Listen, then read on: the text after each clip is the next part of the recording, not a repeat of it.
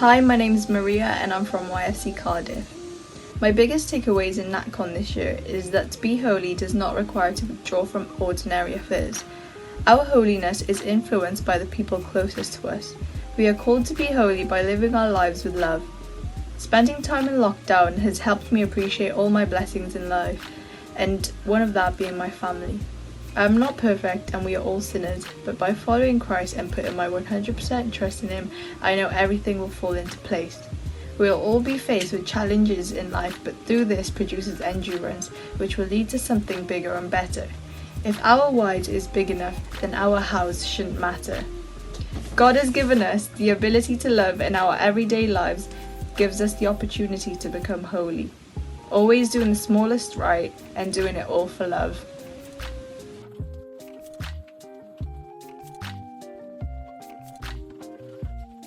I'm Felice from YFC Cardiff. What I've learned from NatCon is that God has a plan and has a dream for us. When the pandemic happened, I had lots of doubts and negativity towards the current situation, and I was very scared at the same time. But during those times, I didn't turn to God. I completely just distracted myself with games, movies, TV shows, and social media. Not once did I pray to Him or ask Him for help. But eventually, when I watched the NatCon series, I learned that I needed to reconnect with Him and rebuild my relationship with Him. And I eventually realized that this lockdown was a way for me to build up my prayer time again and keep up my faith to Him.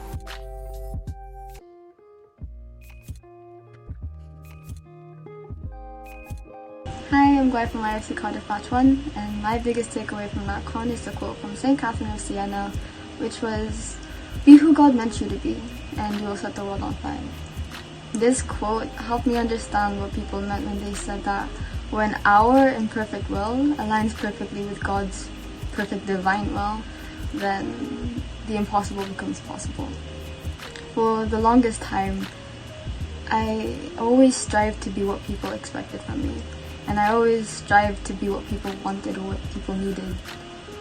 And this quote helped me realize that the only acceptance that I actually really need is that of our Father. And all God wants from us is to live a life of holiness. And that doesn't mean not being born with original sin. It's simply striving every day to be the best version of ourselves and to try every day to walk in the footsteps of Jesus.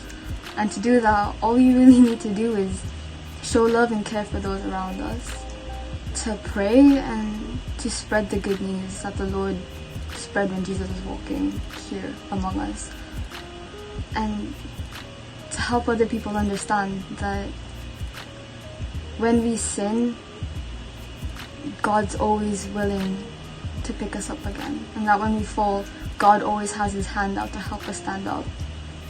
And that hand is given to us through confession. And all we really need to be able to continue living a life of holiness is to confess with an open heart.